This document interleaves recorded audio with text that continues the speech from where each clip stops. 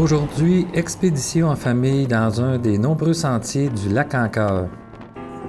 Pour vous rendre à l'accès des sentiers, point de départ, le bureau de poste de Mandeville et consulter le grand panneau Mandeville-No-Lac. Vous n'avez qu'à suivre ensuite les indications vers le lac Anker, situé à un peu plus de 12 km du centre du village, sur route asphaltée pour un bout, puis en gravier pour les derniers kilomètres. Pays de lacs et de forêts, lieu de tournage de quelques productions cinématographiques comme A Greyhound, Le Grand Roc et Un homme et son péché. Arrivé au lac Anker, beau stationnement et petit abri avec table. Chaque année, l'Association des pêcheurs organise aussi un tournoi de pêche sur le rivage ou sur le lac, mais avec des embarcations sans moteur à essence, pour amateurs de truites mouchetées. Le site est accessible aussi en hiver pour les amateurs de raquettes. En ce temps de l'année, le Festival des couleurs est commencé et ajoute à l'expérience. Vous n'avez qu'à choisir votre sentier selon votre degré de difficulté. De catégorie intermédiaire, le Sentier des lacs vous offre air pur, calme auditif, odeur agréable de forêt.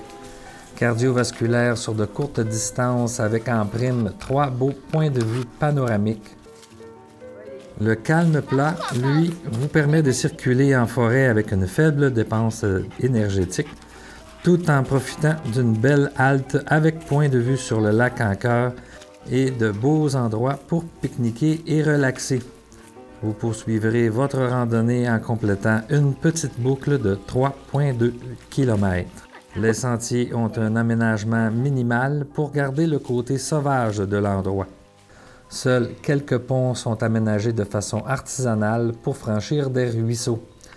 De nombreux panneaux indicateurs et des rubans rouges vous rassurent tout au long de votre route.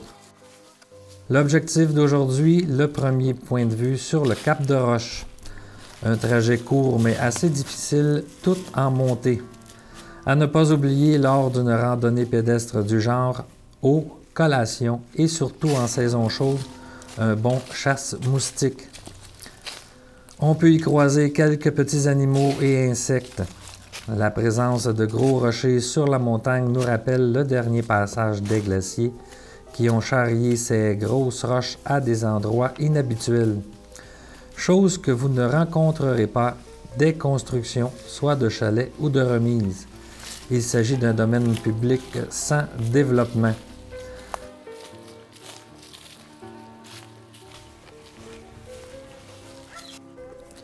Arrivé au point d'observation, à plus d'une centaine de pieds au-dessus du niveau du lac, un magnifique plan de vue en plongée nous est offert sur le lac et les montagnes colorées en face.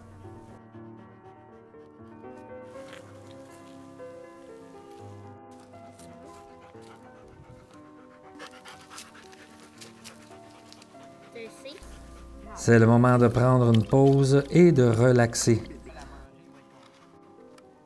Jusqu'au moment d'une invasion de coccinelles géantes.